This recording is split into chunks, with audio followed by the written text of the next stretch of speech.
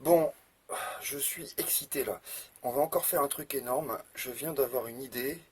Et comme d'habitude, ce n'était pas du tout prévu. C'est-à-dire que la dernière vidéo, qui n'est pas encore finie de monter et tout, faut que je gère. La dernière vidéo, elle parlait de... Bon, c'était la vidéo sur rien. Donc c'est là où j'ai fait un peu mon programme philosophique. Comme un bon prof de fac, voilà quoi. Euh, Bon, attends, prof de fac, je vais me faire un joint au CBD là. Prof de fac. Euh, à Berlin, je faisais ça, j'enseignais en fumant et les élèves finissaient en applaudissant. Comme quoi, on peut fumer des joints et enseigner. C'était pas une fac, mais voilà quoi. On peut être apprécié de ses élèves et fumer des joints. Et c'était des joints avec du THC, hein, c'était des joints pas légaux, c'était des joints à prison quoi. Des bons joints comme l'État français les aime bien ou l'État allemand aussi quoi. Parce qu'en 2010, bon, c'est pas le sujet, mais c'est un peu le sujet quand même. Bon, mais je viens de me dire, voilà, la dernière fois, j'ai fait une vidéo sur rien où j'ai fait mon programme philosophique. Programme philosophique complètement bancal et pas du tout systématique. Donc voilà, super, conforme entièrement à mon éthique et à mon esthétique, puisque c'est la même chose. Et oui, la vie doit être belle, c'est un de ces critères moraux. Si elle est moche, tu dégages. Et donc, je viens de me dire, nouvelle idée, j'ai oublié de parler d'un thème, et là, la discussion avec mes chocos m'a amené à penser que ça m'a amené à une idée, et voilà, je vais faire une vidéo sur un thème que je n'avais pas envisagé, mais c'est super important, et ça va être lié en fait à la vidéo sur l'ontologie matérialiste. Voilà, c'est directement lié. Donc dans l'ontologie matérialiste, j'ai déboîté comme trois pattes à un canard, j'ai déboîté, je l'ai défoncé sur le, comment on dit, je lui ai déboîté les pattes arrière, quoi, voilà. Je lui ai déboîté les pattes arrière à l'idéalisme et au spiritualisme. Et ben là, je vais déboîter le rationalisme. Il en restera à peu près la même chose que le peuple, que ce qu'il est resté du peuple Tutsi après la fureur des Rwandais, des Hutus, quoi. Si tu pouvais ne pas bafouiller pendant tes blagues, ça serait bien, Ludo, s'il te plaît. Voilà, je te remercie d'avance. Voilà, je parle au gars qui est là-dedans et qui ne m'écoute pas très souvent, pas suffisamment à mon goût. Parce que des fois, il fait un peu n'importe quoi, il fait un peu ce qu'il veut, le gars. Donc, il me saoule. Bon, donc là, je vais te déboîter le rationalisme, mais de chez sa mère, quoi. Tu auras l'impression qu'il y a Booba qui a kiné ta... Bon, bah, tu sais, il veut niquer des mères, le Boob. Et ben, là, je vais te niquer le père de la philosophie occidentale, qui est le rationalisme. Parce que je viens de me dire, Euh, qu'est-ce que je viens de me dire? Comment je suis parti? Je vais essayer de vous reconstituer d'où vient ma vidéo là. Parce que juste avant, une minute avant le déclenchement de la vidéo, j'ai eu une idée qui m'a traversé l'esprit une fois de plus à la vitesse de la lumière. Et il y avait Einstein qui était perché sur un photon et qui essayait d'analyser la situation, et qui n'a rien compris d'ailleurs. Euh, euh, ne te perds pas, je t'ai déjà dit de ne pas te perdre quand tu fais des circonvolutions comme ça, Ludovic. Attention. Donc, oui. Euh, D'où c'est venu? Oui, oui. Donc c'est venu, attends, mais je sais même plus parce que j'étais là. Je viens de proposer au rédac de faire la révolution et de les nommer modo, modérateur ou modératrice. Et ça m'est venu comment cette pensée? Parce que je me suis dit, voilà, les... Ça m'est venu comment? Bon, bah, je sais plus comment ça m'est venu, mais je vais venir à la même idée. C'est que je viens de me dire, en fait, le- moi, dans mes vidéos, tout ce que je le fais pour prouver certaines idées et pour montrer que c'est vrai et que ça peut marcher. Donc ce que je fais, c'est spontanéité totale, décadrage total, mise hors jeu de la raison. C'est-à-dire, je cherche pas une analyse exacte, je cherche pas une érudition, je cherche pas à frimer par l'autorité. C'est-à-dire que je te démonte souvent des autorités. Je te fais des citations, je les casse aussitôt, je te cite des grands auteurs et je te dis de la merde dessus, je te dis que c'était des cons, etc. Donc je te casse plein de cadres, plein de trucs qu'on nous a appris à l'école, à l'université et dans la société, dans l'entreprise, qu'on nous apprend à respecter parce qu'on est structuré via des systèmes pyramidaux. Alors je recommence sur le truc, mais la devise française est vraiment fausse de bout en bout. Liberté, égalité, fraternité. Notre système est pyramidal de tous les côtés. Une administration, c'est pyramidal. L'État, il est pyramidal. Les entreprises, elles sont pyramidales. Les assos du fait de la loi sont pyramidales. C'est-à-dire que tu as un comité, tu as un bureau, et puis tu as une masse qui sert à rien. On a reproduit la monarchie dans absolument 100%, 100% des cadres sociaux. Et même un parti de gauche, par exemple, pyramidal. Une association anarchiste, pyramidale. Donc tout ce modèle pyramidal reconduit rationalité, organisation verticale, autorité. Fuck off, tu vas dégager de ma vie, toi saloperie. Tu vas dégager de ma vie, mais illico. En fait, tu as déjà dégagé de ma vie, autorité, verticalité du pouvoir, fascisme, parce que tout ça, c'est rien que du fascisme. Les pyramides ont dégagé de ma vie il y a, je dirais que j'avais 16 ans par là. J'ai commencé à faucher des pyramides, moi, et à dire non, non, l'autorité du prof, là, je l'encule, le prof. L'autorité du savoir, je l'encule, le savoir. L'autorité du patron avec son argent et des gens qui ont du blé, là, je les emmerde tous autant qu'ils sont. J'ai commencé à me libérer il y a longtemps, mais idéologiquement, ça m'a pris longtemps, c'est-à-dire que j'avais l'intention, mais j'avais pas les moyens. Je n'avais pas les concepts, je n'avais pas le courage, je n'avais pas les vertus morales non plus. Parce que ça s'entraîne, ça pousse pas sur les arbres et ça vient pas, c'est pas programmé génétiquement. La morale, il faut vraiment la faire soi-même. Donc, il faut la vivre. Il n'y a qu'en vivant, et je pense à, je n'ai pas lu Éthique à Nicomaque, mais de toute façon, si tu dis à ton fils Nicomaque comment il doit vivre la vie, ce n'est pas la peine d'écrire un tel livre, la morale ne peut se faire que de l'intérieur en vivant. Ce n'est donc pas la peine d'enseigner tout ce que tu sais à ton fils, parce qu'il comprendra rien, parce qu'il n'aura jamais la même vie que toi, ou à ta fille. J'avais lu aussi les très belles lettres d'une mère péruvienne à sa fille. C'est un chef-d'œuvre de la littérature précolombienne, d'avant l'invasion des Baptous en, en Amérique. Et là, c'était beaucoup plus beau, je pense, que le texte que j'ai pas lu et que je lirai peut-être jamais d'Aristote, que j'emmerde, parce que lui, c'est vraiment un con, comme tous les autres Grecs, enfin la plupart des Grecs classiques. Les pré-socratiques sont bien, mais certains sont bien, mais les Grecs classiques, c'est des grosses merdes. Donc, je vais parler de la raison, je retourne à mon sujet. Alors j'espère que la caméra va pas me lâcher vraiment. Il faut que j'aille vite. Allez, speed Ludo. Speed, speed, speed. Pense vite. Donc j'ai pensé tout à l'heure, là, juste avant de commencer la vidéo, que vraiment, quand tu parles de raison... Ah oui, non, alors je vais reprendre. Moi, mes vidéos, je les fais spontanéité, couleur, émotion. Émotion, je sais bien que les Occidentaux supportent pas ça, mais... Donc il y a une échelle de valeur en Occident qui met la raison tout en haut et qui met les émotions en bas. Par exemple, dès qu'on s'énerve, hop, oh, on a perdu ses moyens, on est déconsidéré quand on s'énerve.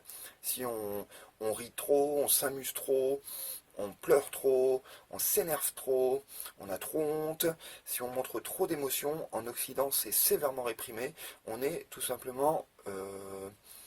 on est reçu, nos émotions sont reçues par une culture de mépris. Je ne dis pas elles sont reçues par du mépris, elles sont reçues par une injonction qu'on a intériorisée pendant des décennies, pendant toute notre existence dans cette société de merde.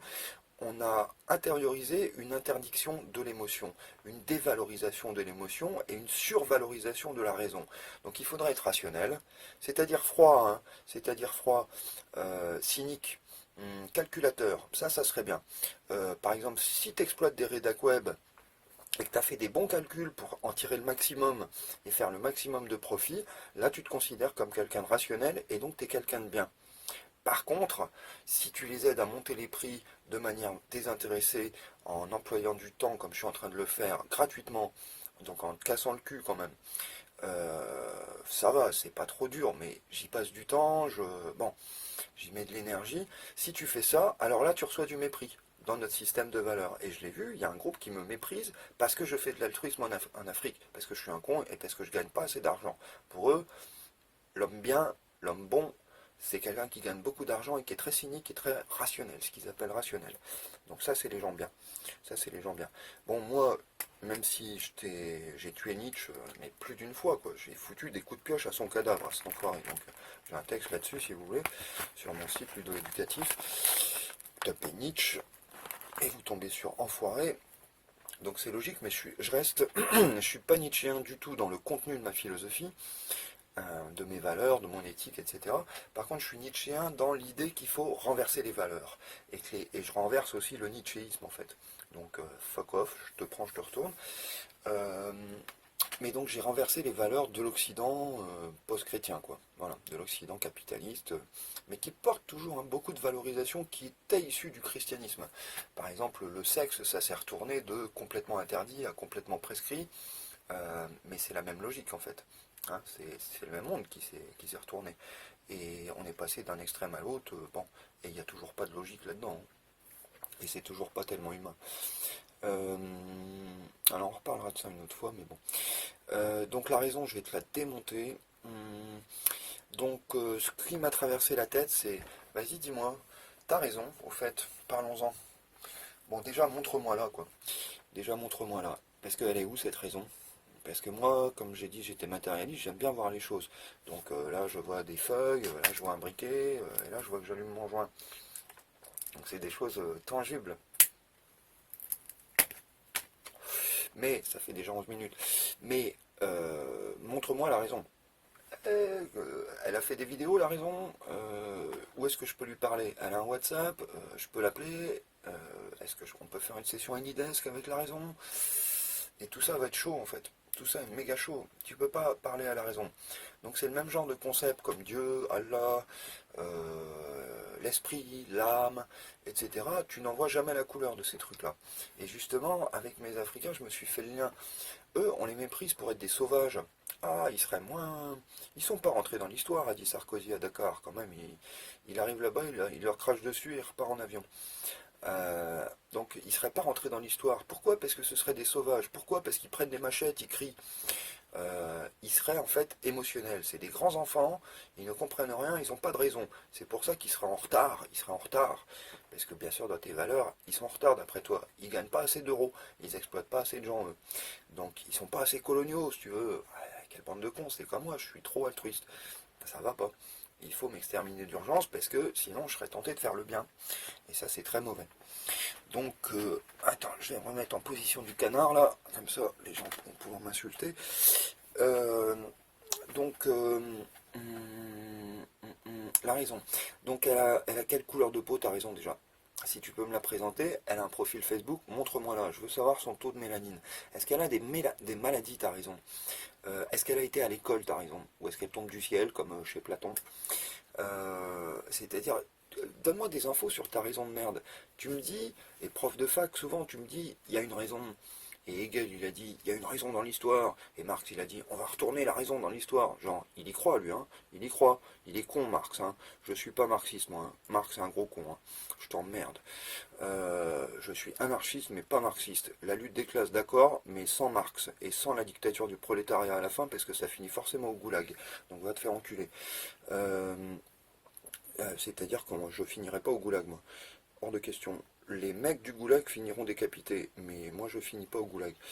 Euh, alors voilà, donc pas de société communiste non plus, hein. Ni communiste ni capitaliste, hein. Vous dégagez.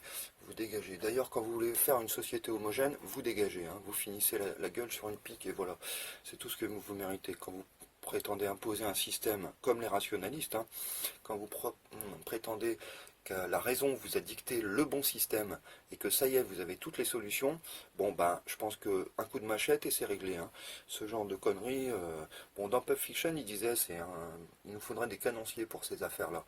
Mais je te dis, moi, même un canif, hein, un peu de terre, tu lui fais bouffer de la terre, mettons 3 mètres, et puis voilà, le rationaliste, il arrête ses conneries, quoi. Alors, je viens de te poser plein de questions et tu t'es rendu compte que tu n'avais aucune de ces réponses. Hein. Tu peux pas me dire le taux de mélanine de la raison. Voilà. Donc on admettra que c'est pas quelqu'un, que c'est pas un être vivant et que ça n'existe pas en fait. Donc fuck off la raison. Arrêtez de penser avec des conneries. Parce que quand vous pensez avec des conneries, vous ratez toute votre vie. Et si vous ratez votre vie, vous allez juste crever comme des merdes sans avoir vécu, sans avoir profité de cette vie, quoi, qui est magnifique, qui est magnifique. Regarde les chevaux, les libellules, le ciel, les femmes. Cette vie est bien. La nature est belle, l'univers est beau. Donc je vois pas pourquoi on aurait une vie de merde à cause d'idées complètement fausses sur l'univers. Voilà. Donc c'est pour ça qu'il faut nettoyer l'idéologie de toute urgence, parce que ça va pas du tout. Donc, sur la raison, il faut que je vous parle de James, comment il s'appelle? James Goodall? James Goodall? Non, Jack Goody, James, oh là là là là, je raconte n'importe quoi. Jack Goody, et c'est pas Edward T. Hall, et c'est pas Jane Goodall, qui est la primatologue, je raconte n'importe quoi, donc c'est pas le sociologue Hall, et donc voilà, c'est Jack Goody que je vous... Voilà, dont je vais vous parler. Je viens d'avoir un avertissement sur la mémoire, ça va encore claquer, ça va me saouler. Bon. Jack Goody a fait un bouquin sur la raison graphique et il montre qu'il n'y a tout simplement pas de raison, il n'y a pas de rationalité possible sans les outils de l'écriture.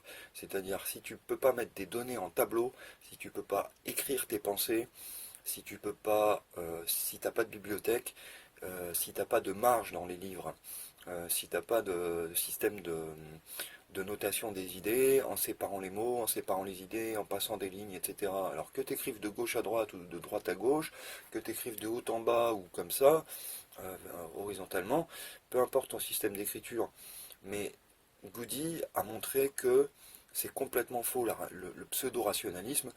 Tous les, euh, tous les dispositifs se- qui disent utiliser la rationalité sont en fait des systèmes qui utilisent des outils pratiques, physiques. J'insiste bien là-dessus, ce n'est pas des outils, c'est pas conceptuel, c'est pas immatériel, c'est matériel. C'est matériel. C'est un tableau de données où il y a ça en abscisse et ça en ordonnée. C'est donc un livre qui est organisé avec des pages, des chapitres, des parties, des titres, des notes, des machins. Et toutes ces structures, tous ces éléments, c'est ça la rationalité, l'intelligence. Donc la rationalité, la raison, n'est pas quelque chose qui tombe du ciel et qui vient vers nous, c'est quelque chose qu'on construit en tant que primate sur cette planète, en vivant ici, en tant qu'être vivant. Nous avons besoin d'organiser le monde, parce que sinon on n'y comprend rien et on ne peut pas satisfaire nos besoins. Notre cerveau est donc un système de traitement de l'information, et ce système est relativement peu puissant, finalement, parce que tu ne peux pas traiter beaucoup de données juste avec ta mémoire immédiate. Et voilà, tu n'as pas les moyens intellectuels, et moi non plus, et personne en fait, même les plus grands génies de l'humanité ne peuvent pas traiter beaucoup de données d'un seul coup, en un moment. Par contre, si on fait un tableau Excel, là, on traite énormément de données d'un coup et on la stocke durablement et tu reviens dans 6 mois et tu n'as pas besoin de ta mémoire. La... Les surfaces d'inscription, les systèmes d'inscription de l'information constituent ta rationalité, ta raison, elle est là-bas. Ton intelligence est stockée dans les livres, les tablettes, je parle des tablettes anciennes, des tablettes mésopotamiennes, où on écrivait dans de la glaise, avec un coin de roseau, par exemple, cunéiforme, euh, voilà, à Akkad, à Sumer, etc. Il y a 5000 ans, il y a 5000 ans, il y a 7000 ans. Alors ça a encore coupé, je crois que j'ai un peu géré, mais il va vraiment falloir que je trouve un système. Chaque fois je fais le nettoyage, je crois être au bout, et puis pas du tout. Je désinstalle des trucs et machin, mais passons. Et vous voyez, c'est typique. Sans système technique, je ne peux pas communiquer. Il n'y a pas de raison, il n'y a pas d'enseignement, il n'y a pas de transmission d'infos. Voilà. Nous avons absolument besoin des infrastructures. Nous ne sommes pas intelligents sans infrastructures. La raison ne tombe pas du ciel, elle provient de l'intérieur des infrastructures que nous construisons siècle après siècle.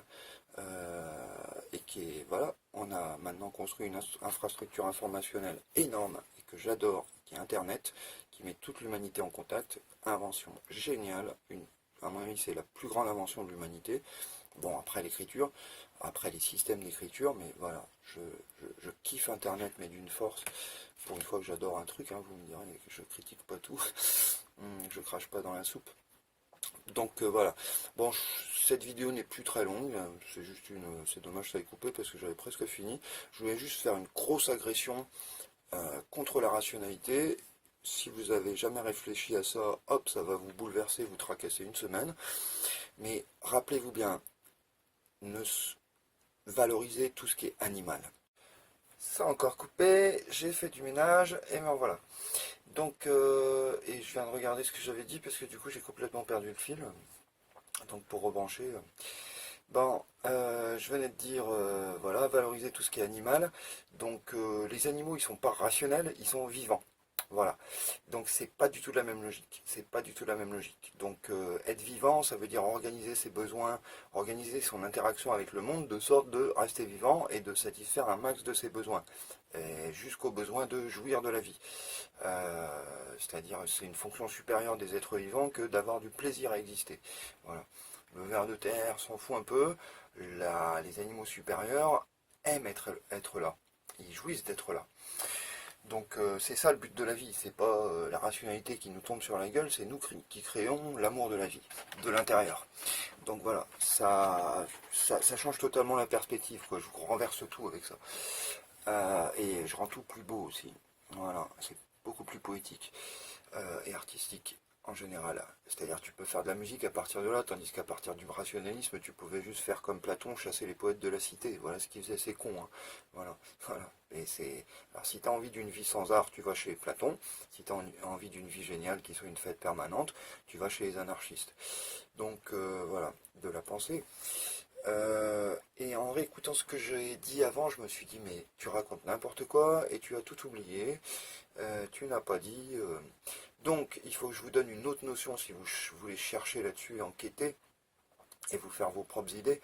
Mais il y a un truc. Bon, allez, passons pas d'intro. Constructivisme. Voilà, c'est là que je veux en venir. On va y aller direct, c'est même pas la peine de faire un pont pour y aller. On saute dessus. Constructivisme. Donc, le rationalisme est un truc spiritualiste et idéaliste, comme quoi ça tomberait du ciel, ça serait tout fait, ça serait pour Platon dans le ciel des idées, ça serait machin, ou pour Descartes, ça viendrait de Dieu, ou pour... Bon, ils sont pleins à raconter n'importe quoi, zéro preuve, hein, comme la psychiatrie, zéro preuve. Hein. Quand la psychiatrie affirme que je suis schizoïde 3 fois, zéro preuve. Hein. Voilà, 3 diagnostics, zéro preuve. Voilà. Ils n'ont aucun examen biologique qui le prouve, ils n'ont aucune grille qui le prouve. Bon, c'est du n'importe quoi. Donc de même, le discours des philosophes occidentaux sur la rationalité, il y a zéro preuve. Voilà, c'est spéculatif intégral, c'est de la licornologie, quoi. Voilà. C'est l'étude des sorcières. Hein. Bon, voilà. C'est un objet qui n'est pas fixé, qu'on ne peut pas voir, et puis tu l'étudies, soi-disant, quoi. Voilà, c'est une escroquerie intellectuelle dans les grandes largeurs, et l'Occident a mis du fric en masse là-dessus, quoi. Hein. Et on étudie toujours ces canards, cette bande de canards. Enfin, justement, ils sont très différents des canards. Non, c'est vraiment avec un O, on peut pas dire A. Je voulais être poli, mais voilà, c'est un O. C'est des canards avec un O. Tandis que les canards sont plus intelligents. Ils sont plus rationnels à leur manière. Donc, constructivisme. Constructivisme, ça veut dire que... Alors, faut que je... Bon, constructivisme, et je vais parler de Piaget, en fait. Allez, on change de secteur. Bon, dans ontologie, j'avais fait une partie sur la psycho. Et donc, on va y revenir parce que ces questions sont intimement liées. Et en général, on t'en parle pas. Hein. Quand tu fais de la philo et que tu étudies l'ontologie, on ne te parle pas trop de psycho, et quand tu fais de la psycho, on ne te parle pas d'anthologie. Ces deux questions sont intimement liées, et c'est rien que la bêtise des systèmes d'enseignement qui découpent des notions qui sont intimement liées. C'est comme si, pour des raisons de commodité, on m'avait coupé en deux, ou tranché comme ça, comme dans Ken le Survivant, et puis on m'avait mis une partie de mon corps dans un département de philo, et puis l'autre dans le département psycho. Ce qu'il y a, c'est psycho, ça veut dire âme, tu vois. Tu vois en quoi c'est lié à l'ontologie et au spiritualisme et au fait que je lui casse les pattes à cet enfoiré voilà, de philosophie de merde. Donc ces questions sont intimement liées. Donc constructivisme et Jean Piaget. Jean Piaget était un psychologue suisse absolument génial. Je crois que c'est un des plus grands psychologues qui a existé. Il a marqué sa discipline parce c'est un des grands qui lui a donné sa valeur scientifique, justement. Je viens de critiquer ces psychiatres qui racontent n'importe quoi, qui sont des charlatans, en fait. C'est des astrologues, ils racontent n'importe quoi, les psychiatres. Ils n'ont aucune preuve, et leurs théories ne sont jamais validées, en fait. Hein. Ce n'est pas... c'est du blabla, mais il n'y a aucune manière de tester leurs conneries. Piaget, c'est d'un tout autre calibre, et là, c'est du sérieux, et là, c'est du scientifique. Alors, Piaget, mais pas seulement Piaget, il avait une chouette stagiaire qui s'appelait Barbette ou Barbel Inelder, et donc c'est Piaget et Inelder qui ont fait des études. Ils ont fait des études sur quoi? Sur les enfants. Pourquoi les enfants? Parce que les enfants comprennent rien, et que c'est donc d'excellents sujets pour savoir comment l'esprit se construit. Alors je dis l'esprit, hein, mais je ne pense pas au niveau matériel, c'est juste une façon de parler. Vous aurez qu'à regarder ma vidéo sur l'ontologie et vous comprendrez. Je dis l'esprit pour désigner les fonctions supérieures du corps humain supérieur. Moi je trouve que ça c'est supérieur, mais c'est qu'un jugement de valeur. C'est pas objectif, hein, je n'essaie pas d'être objectif là. Mais donc les fonctions supérieures, c'est-à-dire la pensée, l'analyse du monde extérieur, la communication, la gestion de soi-même, etc., de sa santé par exemple. Mon cerveau sert à gérer ma santé. Par exemple, si je vois que je pisse le sang, je vais réagir. Voilà, bah ça c'est une fonction qu'un ver de terre n'a pas. Il y a plein d'animaux, s'ils se mettent à pisser le sang, bah c'est tout. Ils font rien, ils savent pas gérer. Ils savent pas gérer. Nous on sait gérer. On va penser bandage, médecin, panique, crier, avertir les autres, etc. pour trouver de l'aide. Parce qu'on est une espèce intrinsèquement solidaire depuis des millions d'années. Et on a des preuves de ça, puisqu'on a... Bon, je vais citer une anthropologue, c'est à nouveau pas mes idées, mais je fais un grand mix. Mais elle a dit, là où on sait qu'il y a eu humanité par le passé, et qu'il y a eu civilisation et société organisée, c'est pas par des colliers, c'est pas en retrouvant les productions, les outils de la civilisation, c'est même pas en retrouvant des silex taillés, bon, c'est pas ça. Les premières preuves de civilisation, c'est un tibia qui a cicatrisé. C'est-à-dire que le gars ou la femme s'est cassé le tibia et n'est pas resté là à crever. Cette personne a été soutenue par son groupe. On lui a mis des protections, je sais pas quoi, des bandages, des feuillages, on lui a mis je ne sais quel bout un peu magique sur la patte, et la patte a fini par guérir. Donc cet animal-là a survécu grâce à la solidarité du groupe. C'est là qu'on a une civilisation. C'est ça le marqueur. Et moi, quand je fais la morale aux gens, c'est parce que intrinsèquement, notre humanité à nous, c'est ça. On est des animaux qui avons inventé la morale. On a appliqué des règles de solidarité entre nous, de sauvegarde de la vie. Et quand je dis je suis anarchiste sur la vie, la liberté, l'amour, c'est très proche, je pense, de trucs qui sont des fondamentaux anthropologiques. Voilà. Alors, je faisais un petit détour, mais voilà. Alors, je reviens à Piaget et Inelder. Donc, ils ont étudié les enfants avec l'idée que on part d'une sorte de tabula rasa, de table vierge. C'est-à-dire que l'enfant, il n'est pas construit au départ. Il ne peut pas parler. Le bébé qui naît, il crie, il ne parle pas. Alors ça, chacun peut le vérifier. On peut essayer de parler au bébé et on voit que les bébés ne nous répondent jamais. On peut faire cette expérience environ 1 milliard de fois et on verra que les bébés ne parlent jamais dès la naissance. Voilà. Alors, il y a quelque chose à tirer de ça. Vous voyez, c'est concret. Je vous dis, montrez-moi la raison. Vous ne pouvez pas, mais analysez les bébés. Vous pouvez analyser le comportement des bébés. Parlez-leur, vous voyez qu'ils ne parlent pas. Pourtant, ils sont humains. Et plus tard, ils parleront. Comment ça se fait qu'ils passent d'un état où ils ne parlent pas à un état où ils parlent? Alors, ça s'explique parce que ils ont un cerveau, plus il y a des gens qui parlent autour d'eux. Et c'est comme ça qu'on apprend le langage. On sait par l'exemple, là encore, c'est une expérience, c'est pas une expérience de labo, c'est une expérience dans la nature. Il y a des enfants qui ont été abandonnés dans la nature. Ils ont grandi avec des animaux, ils ont été recueillis par des animaux, qui ont une morale. Hein. J'ai dit on a inventé la morale, mais disons on a inventé une forme supérieure de morale, je trouve. Mais les animaux ont une morale aussi. Ils ont des systèmes de solidarité entre eux, d'entraide, etc. Mais moins que nous, quoi. À un degré beaucoup moins élevé, souvent. Puis ils ont des fois des systèmes de cruauté, mais pareil à un degré moins élevé, quoi. Le chat qui joue pour rien avec la souris, par exemple. Voilà l'exemple d'un animal qui ne répond pas juste à des besoins. Il tue pas que par besoin. Il tue aussi pour rigoler. Parce que c'est sympa. C'est sympa de traquer ce truc qui bouge. Voilà. Ça peut être complètement idiot, un chat. Ça peut être totalement immoral. Mais je leur en veux pas, c'est un chat. Qu'est-ce que tu veux faire? Tu peux pas... Il écoutera jamais ma vidéo, il se convertira pas. Donc, non. Alors, Piaget, ils ont étudié des enfants avec l'idée que chez eux, il n'y a pas encore la raison, et tu reviens quelques années plus tard, et on peut les déclarer rationnels, c'est-à-dire qu'ils commencent à avoir des conduites logiques, ils font une chose puis une autre, ils ont des raisonnements, ils disent il y a ça, donc ça, ceci cause cela, etc. Et donc, ils ont fait des expériences sur comment ça se construit. Alors, ils ont étudié comment se construit la notion de temps. La notion de temps n'est pas innée. On n'a pas de manière innée une notion du temps. Ça se construit avec le temps, avec le développement du cerveau, avec le développement du système cognitif, du système nerveux central et du système cognitif, et avec aussi la socialisation, puisque sans socialisation, ce système cognitif, ce système nerveux ne sert à rien. Ça produit des enfants sauvages qui ne parlent pas. Ah oui, j'avais pas fini là-dessus. Ça produit des enfants sauvages qui ne parlent pas, qui ne rient pas, qui ne regardent pas dans les yeux, qui ne se tiennent pas debout.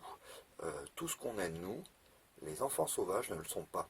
Les enfants sauvages qui deviennent des adultes sauvages, ils ne parlent pas, ils ne pensent pas comme nous, ils ne réagissent pas comme nous, ils grognent, ils montrent les dents, ils dorment pas comme nous non plus, voilà, ils dorment pas 8 heures, ils dorment de manière beaucoup plus fractionnée comme les animaux, qui sont toujours sur leur garde, qui sont vigilants.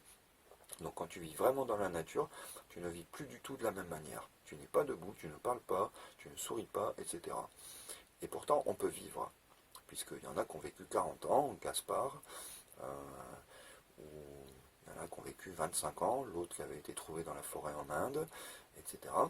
Il y a eu tout un tas d'exemples. Cherchez les enfants sauvages, les enfants sauvages de Mal. Allez, retrouve mémoire. Mal, c'est pas Malraux, c'est Mal.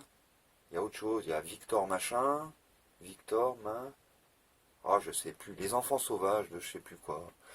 C'est du 19e. Oh, c'est con ça. Non, c'est pas du 19e. Avec Victor de l'Aveyron. Ouais, c'est ça. C'est pas l'auteur, c'est Victor de l'Aveyron. Bon, passons. Je reviens à Piaget et Nelder. Donc, ils ont étudié comment se construit le temps, comment se construit le sentiment de l'espace et les calculs logiques sur l'espace. C'est-à-dire que je te prends un verre, je te mets de l'eau dedans, je te prends un autre verre qui a une autre forme, je te montre que je te mets le même niveau d'eau dans les deux, mais s'il y a un verre qui est plus large que l'autre, le niveau est plus bas, et bien les enfants en bas âge, je t'ai montré que c'était exactement la même quantité. Par exemple, je te vide un verre dans un de ces deux verres. Donc tu vois que c'est la même quantité d'eau à la base. Mais dans le verre qui est large, genre un verre à whisky, ça fait un petit niveau, tandis que dans le verre à Ricard, ou à jus d'orange, il y a un niveau plus grand. Ben, les enfants en bas âge disent, non, il y a plus d'eau dans le verre qui est plus haut. Voilà. Parce que eux, ce qu'ils mesurent, c'est à la hauteur. Ils disent, pour calculer un volume, ils mesurent la hauteur, ce qui est fautif. Hein. C'est fautif. Mais c'est mieux que rien, parce qu'avant, ils n'en avaient aucune idée. Donc, ils commencent leur première étape de développement, c'est ils font tous une faute. On a tous fait cette faute d'évaluation. Et puis ensuite, il arrive un moment, vers 5-6 ans, où ça y est, il a compris que c'est le même volume, contrairement aux apparences, enfin contrairement à la hauteur. Parce qu'il faut prendre en compte la largeur, la circonférence et machin. Ils n'ont pas encore appris les maths, ils ne savent pas encore calculer des trucs avec pi et des formules avec pi, etc. Mais donc à un moment, c'est bon, tout le monde est d'accord. Et quand je dis tout le monde, non, il y a des gens qui sont déficients intellectuels. Alors je ne dis pas de mal d'eux et j'ai de la compassion pour eux, j'ai de l'amour pour eux comme pour tous les humains, sauf les salopards, les fachos, les racistes, tout ça. N'en parlons plus, dégagez. Mais, le prof de fac, mais, ouais, tiens, il y a un élève qui vient de sortir là, niveau TFN, dégage. Alors, on passera un meilleur cours sans eux. De toute façon, ils parlent pas, donc, hein, vous parlez pas, ça va, super. Piaget et Nelder revient, donc, ils ont bien montré, ces deux personnes, que l'intelligence, ça se construit, ça n'était pas là au début. Et c'est monter, après erreur. Ah oui, je disais, les trisos, ils vont jamais comprendre. Il y a certains trucs qu'ils ne comprendront jamais. Ils n'arriveront jamais à corriger les premières erreurs du développement humain, du développement cognitif. Et ils resteront avec des notions fallacieuses sur divers trucs. Ou bien ils auront du mal à traiter des concepts complexes. Enfin voilà, ils évolueront pas de toute façon, tout le monde n'évolue pas jusqu'au top de la pyramide.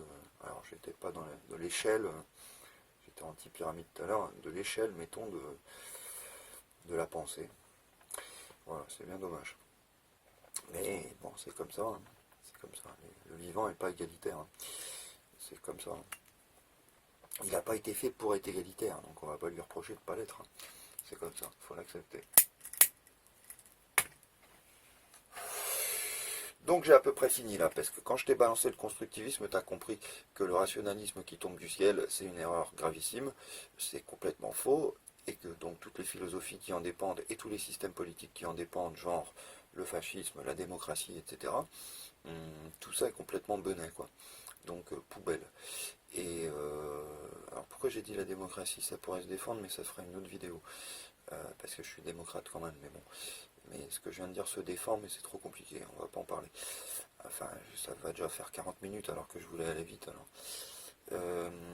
Mais voilà, donc je pense que tu peux enterrer le rationalisme, ne lui envoie pas de fleurs, il les a pas mérités, parce qu'il a tué beaucoup de monde. C'est notamment le rationalisme enfin c'est lié au racisme, hein.